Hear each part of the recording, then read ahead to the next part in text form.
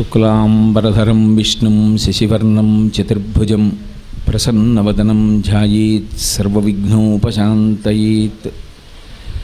గురుర్బ్రహ్మా గురుర్విష్ణుః గురుర్దేవో మహేశ్వరః గురు సాక్షాత్ పరబ్రహ్మ తస్మై శ్రీ గురవే నమః.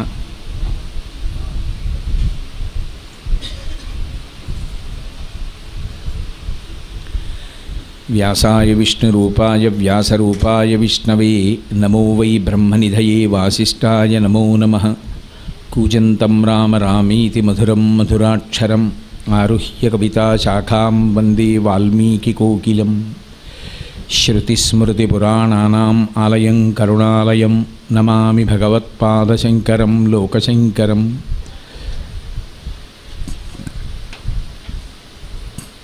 వాగర్ధావివ సంపృక్తౌ వాగర్ధప్రతిపత్తయే జగతః పితరౌ వందే పార్వతీపరమేశ్వరౌ.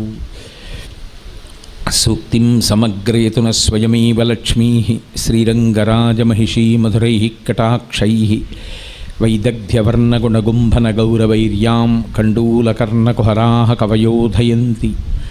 హైమోర్ధ్వపుండ్రమజహన్మకుటం సునాసం మందస్మితం మకరకుండలచారుగండం బింబాధరం బహుళదీర్ఘకృపాకటాక్షం శ్రీవేంకటేశముఖమాత్మనిసన్నిధత్తాం. విమలపటి కమలకుటి పుస్తకరుద్రాక్షశస్తహస్తపుటి కామాక్షి పక్ష్మలాక్షి కలిత విపంచి విభాసి వైరించి. మనోజవం మరుతతుల్యవేగం జితేంద్రియం బుద్ధిమతాం వరిష్టం వాతాత్మజం వనరయూధముఖ్యం శ్రీరామదూతం శిరసా నమామి. ఆపదామపహర్తారం దాతారం సర్వసంపదాం లోకాభిరామం శ్రీరామం భూయో భూయో నమామ్యహం. హరి ఓం. పరమేశ్వర స్వరూపమైన సభకి నమస్కారం. నేను నిన్న మీతో త్రిజటా స్వప్నం గురించి వివరణ చేసి ఉన్నాను. ఆ త్రిజట అనబడేటటువంటి వృద్ధ రాక్షస స్త్రీ లేచి తనకి తెల్లవారుజామున వచ్చినటువంటి స్వప్న వృత్తాంతాన్ని చెప్పినంత మాత్రం చేత అవతల రాక్షసులు కూడా కొంతవరకు వెనక్కి తగ్గారు. అమ్మవారు కించిత్ ఉపశాంతిని పొందింది. పైనుంచి ఈ విషయాలన్నిటినీ కూడా స్వామి హనుమ చూస్తున్నారు. ఇక్కడ విశేషం ఏమిటంటే ఏ తల్లి దర్శనానికి వచ్చారో ఆ తల్లి దర్శనమైంది. అప్రయత్నంగా తెల్లవారుజామున నిద్రలేచి వచ్చినటువంటి రావణాసురుడు మాట్లాడిన మాటలు వినడమైంది. సీతమ్మ తల్లి చెప్పినటువంటి జవాబు వినడమైంది. ఆ తల్లి యందు భక్తి విశేషంగా ఇనుమడించింది. ఇది చాలదన్నట్టు రాక్షస స్త్రీల యొక్క ఉద్ధతిని గమనించడమైంది. త్రిజటా స్వప్న వివరణాన్ని వినడమూ జరిగింది. ఇప్పుడు ఆయన పైనే కూర్చుని గమనిస్తున్నారు. ఈలోగా తల్లి యందు హఠాత్తుగా నిర్వేదం బయలుదేరింది. ఆవిడ విశేషమైనటువంటి గగ్గుత్తికకు నిస్సత్తువకు నిరాశకు లోనైపోయింది. ఎందుచేత అంటే రాక్షస బుద్ధి. ఎదురుగుండా ఉన్నటువంటి వాళ్ళు రాక్షసులు. వాళ్ళు ఏ సమయానికి ఎలా ఉంటారు అనేటటువంటిది నిర్ణయం చేసి చెప్పడం చాలా కష్టం. త్రిజట లేచి తన స్వప్నం చెప్పింది కాబట్టి అప్పటికి వాళ్ళు కాస్త శాంతి వహించారు. మళ్ళీ ఎప్పుడు వాళ్ళలో ఆవేశం కలుగుతుందో, ఎప్పుడు తనని సంహరించాలనుకుంటారో, ఎప్పుడు తనని తినేయాలనుకుంటారో, ఎప్పుడు రావణాసురుడు వస్తాడో, ఎప్పుడు ఎటువంటి మాటలు మాట్లాడతాడో, తన మనస్సుని ఎంత ఖేద పెడతాడో ఊహించలేనటువంటి స్థితి. ఇక్కడ మీరు సుందరకాండలో ఒక విషయాన్ని గమనించాలి. సీతమ్మ తల్లి శరీరానికి కలిగినటువంటి బాధ ఏమీ లేదు. ఆవిడ్నేం బాణాలతో కొట్టలేదు, ఆవిడ్నేం కత్తితో ఎవరు యుద్ధము చేయలేదు. శరీరానికి కలిగినటువంటి బాధ గొప్పదా, మనసుకి కలిగేటటువంటి బాధ గొప్పదా అంటే శరీరానికి కలిగినటువంటి బాధని మనసు శాంతియుతంగా ఉంటే కొంతవరకు ఉంచుకోవడం, ఊరట పొందడం తేలిక. కానీ మనసుకి గాయం కలిగితే మాత్రం, మనసు బాధపడితే శరీరం కూడా నిస్సత్తు ఆవహించేస్తుంది. అందుకే మనస్సుని గాయపరిచేటటువంటి ప్రధానమైన సాధనం ఏది అంటే మాట. ఆ మాట పరమేశ్వరుడు మనుష్యునికి ఎందుకు ఇచ్చాడు అంటే ఆ మాట చేత 10 మంది శాంతియుతంగా ఉండేటట్టుగా మాట్లాడమని. 10 మందికి మనం డబ్బు పెట్టలేకపోవచ్చు, ఆపదలో ఉన్న వాళ్ళకి చెయ్యెత్తి ఉద్ధరించలేకపోవచ్చు, కష్టంలో ఉన్నటువంటి వాడికి మనం ఉపశాంతిని సమకూర్చలేకపోవచ్చు, కానీ ఒక్క మంచి మాట మాట్లాడి అవతల వాళ్ళు సేద తీరేటట్టుగా చెయ్యడానికి మాత్రం ఎవరికీ అభ్యంతరం ఉండదు. మనుష్యుడై పుట్టినటువంటి వాడికి మాట సాధనం కనుక ఆ మాట ఎక్కడ మాట్లాడినా అది శాంతిని చేకూర్చేదై ఉండాలి తప్ప ఉద్వేగకరమై అవతల వారు బాధపడేటట్టుగా చేసేది కాకూడదు. ఆమె ఎక్కువ బాధపడుతున్నది, ఆవిడ ఏడుస్తున్నది దేనికి అంటే రావణాసురుడు మాట్లాడుతున్న మాటల చేత, ఆయన చూపుల చేత ఆమె అంత వ్యధ పొంది ఉంది. అంత వ్యధ పొందినటువంటి సీతమ్మ ఒక మాట అంది. ఆవిడంది, నూనం సకాలో మృగరూపధారి మామల్పభాగ్యాం లులుభేతదానీం యత్రార్యపుత్ర విసర్జ్యమూఢ రామానుజం లక్ష్మణపూర్వజంచ అంది. నూనం సకాలో మృగరూపధారి, ఇది నిజంగా సీతమ్మ తల్లి గుండెలో ఉన్నటువంటి పరివేదనంతటినీ కూడా అద్భుతంగా ఆవిష్కరించినటువంటి శ్లోకం. ఒకానొకనాడు రామచంద్రమూర్తి అరణ్యవాసానికి వెడుతూ, నువ్వు నాతో రావక్కర్లేదు, మా తండ్రి గారు నీ భార్యతో కలిసి నువ్వు అరణ్యవాసం చెయ్యమని నన్ను ఆజ్ఞాపించలేదు, కనుక నువ్వు ఇక్కడ అంతఃపురంలో ఉండవచ్చు, నేను 14 సంవత్సరములు అరణ్యవాసం పూర్తి చేసి వస్తాను అంటే ఆ తల్లి ఒక మాట అంది, నా తంత్రి వాజ్యతే వీణ నా చక్రో వర్తతే రథ నాపతి సుఖమేదీత యస్యాదపి శతాత్మజ అంది అయోధ్యకాండలో. ఓ రామా, నన్ను ఇక్కడ ఉండమంటున్నావు, నువ్వు లేనిది అడివి, నువ్వు ఉన్నది అంతఃపురం. నేను ఒక మాట చెప్తాను విను, నేను ఇక్కడ ఉంటే సుఖపడతానని నువ్వు అంటున్నావు, కానీ అసలు పరమసత్యమైన విషయం ఏది అంటే నా తంత్రి వజ్జతే వీణ. ఒక వీణ మోగింది అంటే కేవలం వీణ తీగలు గోటి దెబ్బలకి పెనగి పెనగి మోగుతాయి. వీణ తీగలు మోగుతున్నాయనరు, వీణ మోగుతోందంటారు. నా తంత్రి వజ్జతే వీణ నా చక్రో వర్తతే రథ. రథచక్రాలు ముళ్ళ మీద రాళ్ల మీద ఎగుడు దిగుళ్లలోనూ ప్రయాణం చేస్తూ వెడతాయి. రథచక్రాలు వెడుతున్నాయనరు, రథం వెడుతోందంటారు. నాపతి సుఖమేదీత యస్యాదపి శతాత్మజ. రామ, మామగారి దగ్గర అత్తగారి దగ్గర మరుదుల దగ్గర ఉండడం వల్ల సుఖంగా సంతోషంగా ఉంటావని నువ్వంటున్నావు, కానీ నేనొక మాట చెప్తాను. తల్లి తెల్లవారి నిద్ర లేచి మంచం మించి కాలు కింద పెడుతున్నప్పుడు, అమ్మా నీ పాదాలు నేలకి తగలకూడదనేటటువంటి అపారమైన ప్రేమ కలిగినటువంటి 9 కుమారులుండి ఒక్కొక్కరూ తమ అరిచేతులను నేల మీద పెట్టి ఆ అరిచేతులలో అడుగులు వేయించి అమ్మని నడిపించగలిగినటువంటి పుత్ర శతకం ఉన్నప్పటికీ భర్త వలన వనగూడేటటువంటి సంతోషం, భర్త ఉండగా స్త్రీ పొందేటటువంటి ఆనందం, ఆమెకుండేటటువంటి స్వేచ్ఛ కలగవు. అటువంటి కొడుకులు 9 కూడా కలగని సంతోషం అయోధ్యలో ఉన్నంత మాత్రం చేత నాకు ఎలా కలుగుతుంది? నీతో ఉన్నదేదో అదే నాకు ఐశ్వర్యం, అదే నాకు సంతోషం. కాబట్టి నీకు నేను దూరంగా ఉండలేనంది అన్న మాటకి కట్టుబడిందా? ఖచ్చితంగా కట్టుబడింది తల్లి. సుమంత్రుడు అయోధ్య వెళ్ళి ఎప్పుడు చెప్పాడు, బాలేన రమతే సీత బాలచంద్ర నిభానన రామ రామే హ్యదీనాత్మ విజనేపి వనేసతి అని చెప్పాడు కౌసల్యాదేవి దగ్గరికి వెళ్ళి. బాల అంటే చిన్న పిల్ల ఎలా ఆడుకుంటుందో అలా నిర్భయంగా రాముడు ఉన్నాడని ఆడుకుంటోంది సీతమ్మ, ఆమెకేమీ బెంగలేదని చెప్పాడు. రాముడు ఉన్నాడని సంతోషపడిపోయి అరణ్యవాసం చేసేసినటువంటి సీతమ్మ 13 సంవత్సరముల అరణ్యవాసం తర్వాత ఇంకొక సంవత్సరం ఉందనగా ఆమె బుద్ధి యందు ఒక విచిత్రమైనటువంటి విశేషం పుట్టింది. బంగారు చుక్కలు కలిగినటువంటి మాయామృగంగా మారీచుడు వచ్చాడు. లక్ష్మణస్వామి చెప్తూనే ఉన్నాడు, వదినా ఇటువంటి మృగం ఉండదు, అన్నయ్య నన్ను నమ్ము, మాయలకి మారుపేరు మారీచుడు, ఈ సమీప ప్రాంతాల్లో తిరుగుతున్నాడు, ప్రమాదం పొటమరించి ఉంది, వద్దు అన్నయ్య నా మాట విను, వెళ్ళవద్దు, వదినా దాన్ని కోరవద్దని చెప్పాడు. ఇప్పుడు పశ్చాత్తాపడుతోంది ఆవిడ. నూనం సకాలో మృగరూపధారి, కాలము మృగరూపాన్ని ధరించి వచ్చి లులుభేత దానీం నా యందు లుబ్ధత్వాన్ని కల్పించింది. అటువంటి రామచంద్రమూర్తిని కాదని ఒక మాయామృగం కావాలని నేను కోరుకోవడం ఏమిటి? ఆ కోరుకున్నందువల్ల ఏమైంది? రామానుజం లక్ష్మణ పూర్వజంచ విసర్జ మూఢ, నేను మూఢురాలనై విడిచిపెట్టుకున్నాను. ఎవరిని? అసలు మొట్టమొదట మృగం కోసం వెళ్ళింది ఎవరు? రాముడు. తర్వాత వెళ్ళింది ఎవరు? లక్ష్మణుడు. ఆమె అలా చెప్పలేదు. ఆమె ముందు రాముడు వెళ్ళాడు, వెనక లక్ష్మణుడు వెళ్ళాడు అనాలి. కానీ ఆవిడంది రామానుజం లక్ష్మణ పూర్వజించ అంది. రామానుజం అంటే రాముని తమ్ముడు. రాముని తమ్ముడు వెళ్ళాడు, లక్ష్మణ పూర్వజించ లక్ష్మణుడికి ముందు పుట్టినవాడు వెళ్ళాడండి.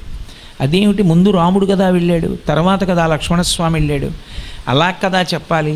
ఆవిడ అలా ఎందుకు చెప్పిందంటే రాముడు వెళ్ళినా ప్రమాదం లేదు, లక్ష్మణస్వామి ఉంటే చాలు.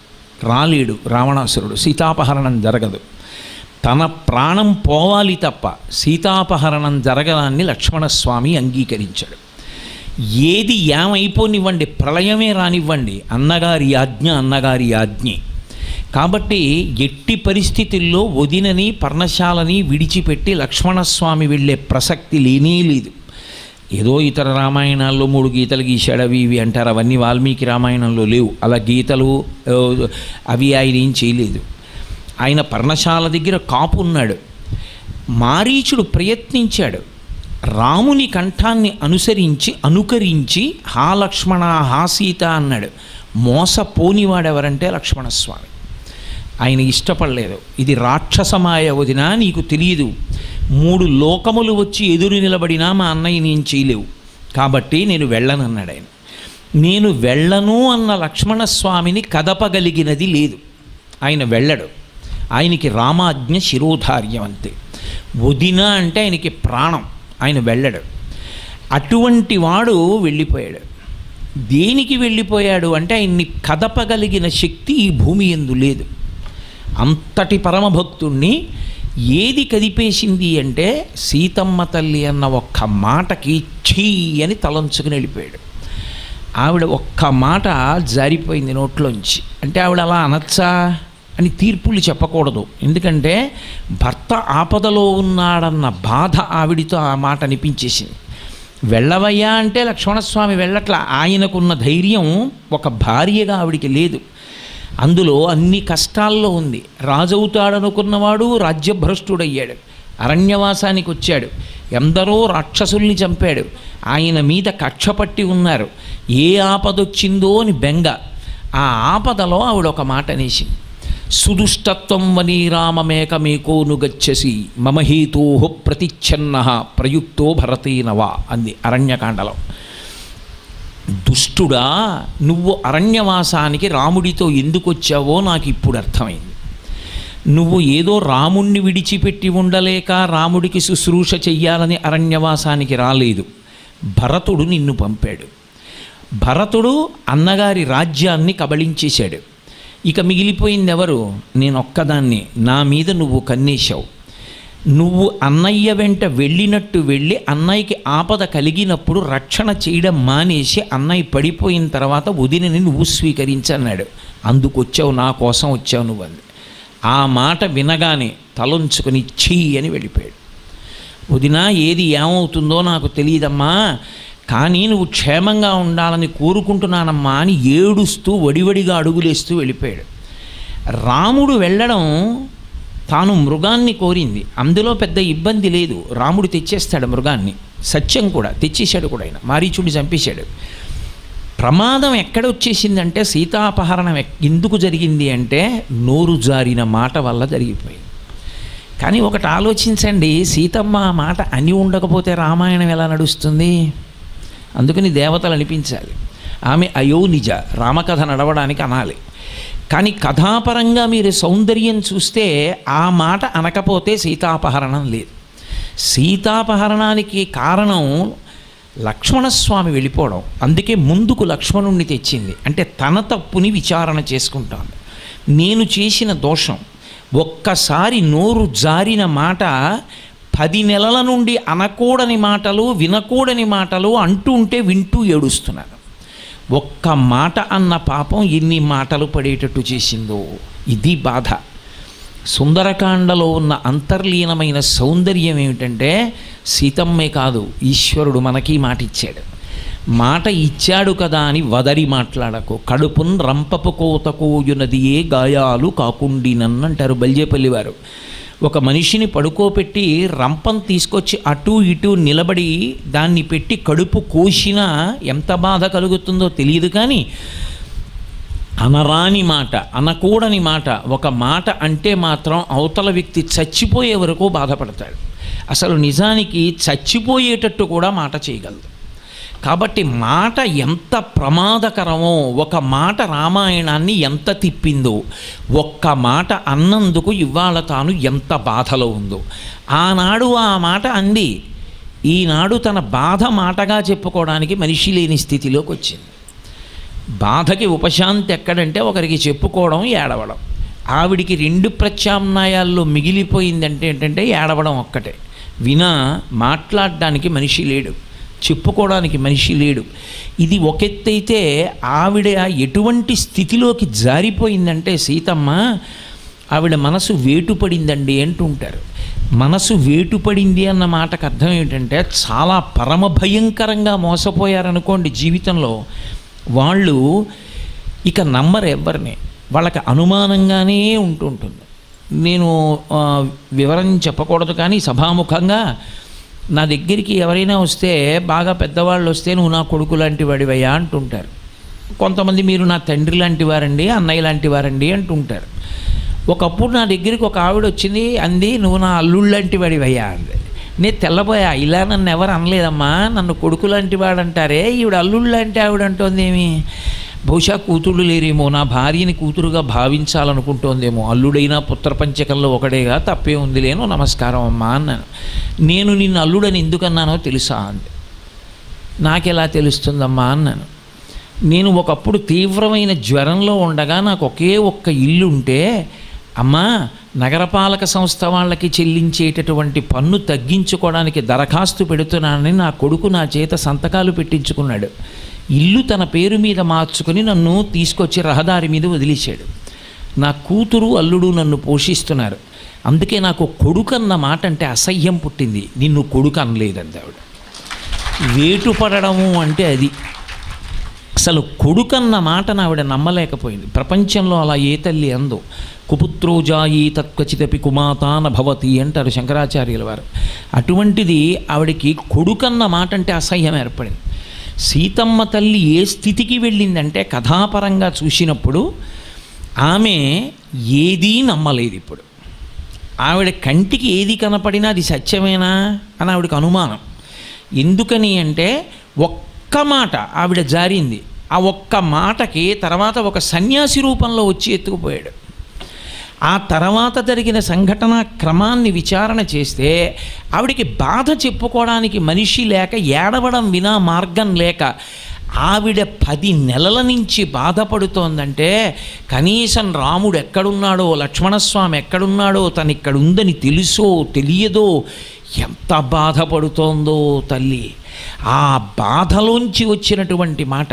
అందుకని ఆవిడంది, నూనం సకాలో మృగరూపధారీ మామల్ప భాగ్యాం లులుభే తదాని యత్రార్యపుత్ర విసర్జమూఢా రామానుజం లక్ష్మణ పూర్వజంచ. సరే, ఏదో ఒక పొరపాటు జరిగింది.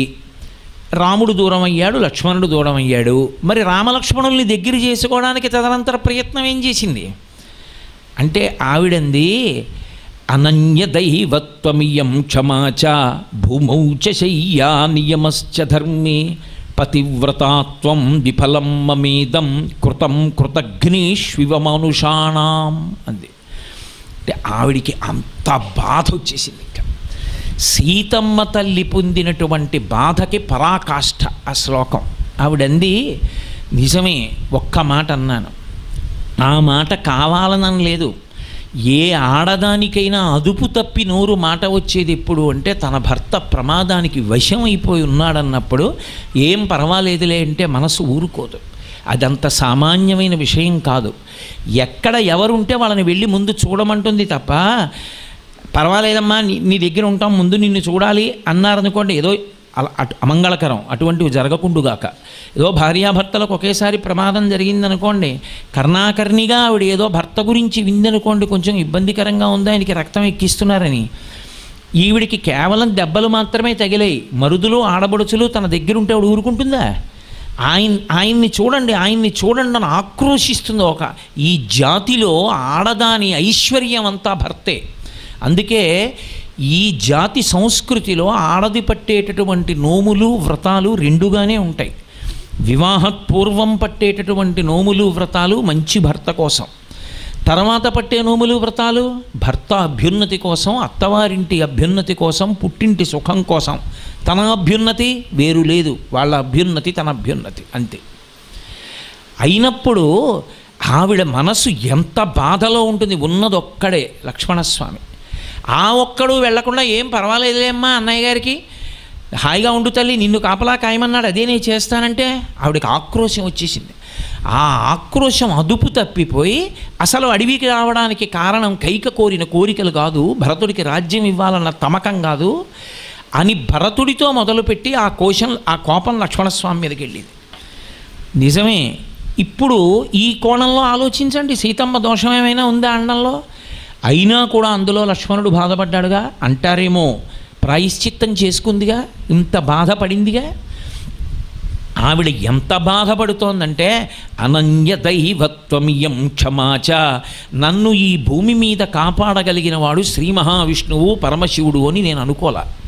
నేనేమనుకున్నానంటే నా భర్తయే నా దైవం అని నమ్మాను. ఇది సనాతన ధర్మానికి సంప్రదాయం. ఒక ఆడది పూజ చెయ్యదు. అందుకే ఆడది నోములు వ్రతాలు భర్తకి నమస్కారం చేస్తుంది. పూజ ఎవరిది అంటే భర్తది. భర్త చెయ్యాలి పూజ. అందుకే ధర్మపత్ని సమేతస్య అని ఉంటుంది, కానీ పతి సమేతస్య అని సంకల్పాలు ఉండవు. భర్త పూజ చేస్తాడు, భార్య భర్తని అనుగమిస్తుంది. అనుగమించిన ఒక్క కారణం చేత ఆయనే ఆమెకు పరమేశ్వరుడు. ఆయనకి పొద్దున్న పలహారం వండి పెట్టింది, బాలభోగం అయిపోయింది. మధ్యాహ్నం భోజనం పెట్టింది, మహానైవేద్యం అయిపోయింది. రాత్రి కాళ్ళు పట్టింది, ఈశ్వరుడికి ఏకాంత శయనం అయిపోయింది. ఆవిడ పరమేశ్వరుడు భర్తయే. పురుషుడు పూజ చేయాలంటే మనసు నిలబెట్టి చెయ్యాలి. నేను ఈశ్వరుడికి ఏకాంత సేవ చెయ్యాలంటే నా మనసుని ధ్యానంలో నిలబెట్టాలి. నా భార్యకి చాలా తేలిక. ఈయన నా పరమేశ్వరుడిని నేను పడుకున్నప్పుడు నా కాళ్ళు ఒత్తిందనుకోండి, పరమేశ్వరుడి కాళ్ళే ఒత్తిందని దాని ఖాతాలో పడుతుంది. కాబట్టి నాకు నువ్వే ఈశ్వరుడవు. ఇది సనాతన ధర్మం. యశధర్మ సనాతన. కాబట్టి నువ్వు నాకు ఈశ్వరుడవని, నువ్వు నన్ను రక్షిస్తావని నమ్మాను. నీవు పక్కన లేవు కనుక ఏ సుఖము అనుభవించానన్నాను. నువ్వు పక్కనుంటే నేను అలంకారం చేసుకుంటాను. నువ్వు అంతఃపురంలో ఉంటే చాలు, నేను అలంకారం చేసుకుంటా. ఎందుకో తెలుసా? నేను అలంకారం చేసుకునేది ఎందుకంటే నేను అలంకారవతిగా ఉంటే చూసి సంతోషించవలసిన వాడివి నువ్వే. నీ సంతోషం కోసం చేసుకుంటా. నేను నవ్వితే నీ కోసం, నేను వండితే నీ కోసం, నేను సంతోషంగా ఉంటే నీ వలన తప్ప నీ వలన కానిది నాకేదీ లేదు ఈ ప్రపంచంలో. అందుకని నువ్వు మళ్ళీ రావాలి. నా సమస్త దుఃఖాలకి ఉపశాంతి రావణ సంహారం అని ఆవిడ అనలా, నిన్ను ముట్టుకోవడం. అది ఏమి మహాపతివ్రత అండి! నిన్నొక్కసారి ముట్టుకుంటే చాలు, మళ్ళీ రాముడు వచ్చేసాడని నేను ఇలా పట్టుకుంటే చాలు, నాకు తృప్తి. భర్తని ఎంత గౌరవిస్తుందో స్త్రీజాతి ఈ దేశంలో. నెలకి 3 వానల్లో ఒక వాన పతివ్రత వల్ల ఎందుకయిందో చెప్పింది రామాయణం. అందుకని రామా, నీ కోసం ఎంత పరితపించానో తెలుసా? నిన్ను ఈశ్వరుడిగా భావించి నువ్వు రావడం ఈశ్వర సాక్షాత్కారంగా భావించాను. అనన్య దైవత్వమియం క్షమాచ, నాకింక ఈశ్వరుడు లేడు, నువ్వే. భూమౌచ శయ్యా, నువ్వు పక్కన లేవని నేను శయ్య మీద పడుకోలేదు, భూమి మీద పడుకున్నాను. నియమశ్చ ధర్మే, పరమధర్మాన్ని పాటించాను. ఆభరణాలు ఏవి పెట్టుకుంటే పురుషుడికి సంతోషం కలుగుతుందో అవి పెట్టుకోలేదు. ఎందుకంటే నేను అందంగా కనపడవలసింది నీకు. అలా కనపడితే సంతోషించవలసిన నువ్వు పక్కన లేనప్పుడు నేను ఎవరి కోసం పెట్టుకోలేదు. నేను ఎవరి కోసం తాంబూలం వేసుకోలేదు. నేను ఎవరి కోసం నవ్వాలి, నేను నవ్వలేదు. నువ్వు లేవు, నాకు నవ్వు రాలేదు. కాబట్టి నియమశ్చ ధర్మే పతివ్రతాత్వం విఫలం మమేదం, నేను పరమపతివ్రతగానే నిలబడ్డాను, విఫలమైపోయింది నువ్వే రామా. ఆవిడికి ఇప్పుడు ఎంత కోపంలో ఉందో చూడండి, ఎంత బాధలోకి వెళ్ళిపోయిందో చూడండి. నేను నా ధర్మంలో ఉన్నాను, నీ ధర్మం? అంతటి పతివ్రతని రక్షించడం చేతకాని వాడివా? అస్త్రాలు తెలిసున్న వాడలో అగ్రేశ్వరుడవు. అక్కడ నిలబడి ఇక్కడికి బ్రహ్మాస్త్రం వెయ్యగలిగిన వాడివి, నువ్వు రాలేదు. ఒకనాడు ఏదో అన్నాను, ఈనాడు ఇంత బాధపడ్డాను. పట్టించుకోవడం వచ్చిన వాడికి క్షమించడం చేత కాకపోతే వాడేం పురుషుడయ్యా? పట్టు విడుపు రెండు వద్దు, నువ్వు రాలేదుగా. నా పాతివ్రత్యం నీ యందు విఫలమైపోయింది. ఎలా విఫలమైందో తెలుసా? కృతం కృతఘ్నీష్వివ మానుషాణం. చేసిన ఉపకారాన్ని మరిచిపోయే కృతఘ్నుడికి ఉపకారం చేస్తే వాడు మరిచిపోవడం సహజం. కాబట్టి మరిచిపోతే ఎలా ఉంటుందో నీ పట్ల నా భక్తి అలా అయిపోయిందండి అనొచ్చా? మళ్ళీ యథార్థాన్ని మీరు ఆలోచించాలి. తప్పులు పట్టడానికి రామాయణాన్ని చదవకూడదు. ఆ స్థితిలో ఉన్న వాళ్ళకి తెలుస్తుంది ఆ బాధ ఏమిటో. అంతకన్నా కష్టపడ్డ మహాపతివ్రత ఇక ప్రపంచంలో లేదు. అంత బాధపడుతున్న తల్లి తన భర్త పట్ల ఆక్రోశాన్ని వ్యక్తం చేయకపోతే ఎవరి మీద వ్యక్తం చేస్తుంది? భర్తకి ఉండవలసిన లక్షణాల్లో అదొకటి. ఒక్కొక్కసారి భార్య చాలా కోప్పడచ్చు. నా మీద తప్ప ఎవరి మీద కోప్పడుతుంది? నా దగ్గర తప్ప తన బాధ ఎక్కడ వ్యక్తం చేస్తుంది? నేనే దానికి ఉపశాంతి స్థానాన్ని. కాబట్టి అర్థం చేసుకుని జీర్ణం చేసుకోవడంలో దానికి ఉపశాంతి ఇవ్వడం ఉందని నిలబడిన పురుషుడు పురుషుడు. అయిన దానికి కాని దానికి తిరగబడిపోతే దాంపత్యం ఎందుకు అవుతుంది? అది విశాల హృదయం, అది అర్థం చేసుకోవడం అంటే. కాబట్టి అందుకే కొత్తగా పెళ్ళైన దంపతుల మధ్య చిన్న చిన్న కలహాలు షష్ఠి పూర్తి నాటికి ఎంత పరిణితికెళ్ళాలి అంటే, మా జిల్లాలో కొత్తపల్లి కొబ్బరి మామిడి పండు దొరుకుతుంది, అపారమైన తీపి. ఆ కొత్తపల్లి కొబ్బరి పండు మామిడి పండు తీసుకొచ్చి పైన గూట్లో పెడుతుంటే టక్కున జారి అనుకోకుండా కిందనున్న తేనె జాడీలో పడిపోయింది. ఆ తేనె జాడీ ఎందుకు తెచ్చాను అంటే, ఏదో మాస శివరాత్రి నాడు అభిషేకం కోసం తెచ్చా. అసలే కొత్తపల్లి కొబ్బరి, అది వెళ్ళి తేనె జాడీలో పడింది. 13 అంటే 12 ఇచ్చాడని చెప్పి ఆ ఇచ్చిన వర్తకుడిని నింద చేసుకుని ఆ 12 తిని ఊరుకున్నాను. మాస శివరాత్రి నాడు అభిషేకం చేద్దామని తేనె పాత్రలో పోస్తుంటే అసలే కొత్తపల్లి కొబ్బరి తేనెలో మగ్గిపోయి 15 రోజులుండి బయటకు వచ్చింది. ఇప్పుడు దాన్ని తింటే ఎలా ఉంటుంది? అలా ఉంటుంది షష్ఠి పూర్తికి దాంపత్యం అవగాహన చేత. మంగళాశాసనపరై మదాచార్య పురోగమై సర్వైశ్చ పూర్వైరాచార్యై సత్కృతాయాస్తు మంగళం. మంగళం కోసలేంద్రాయ మహనీయ గుణాత్మనే చక్రవర్తి తనూజాయ సర్వభౌమాయ మంగళం. ఉమాకాంతాయ కాంతాయ కామితార్థప్రదాయినే శ్రీగిరీశాయ దేవాయ మలినాథాయ మంగళం. సర్వం శ్రీ ఉమామహేశ్వర పరబ్రహ్మార్పణమస్తు. స్వస్తి.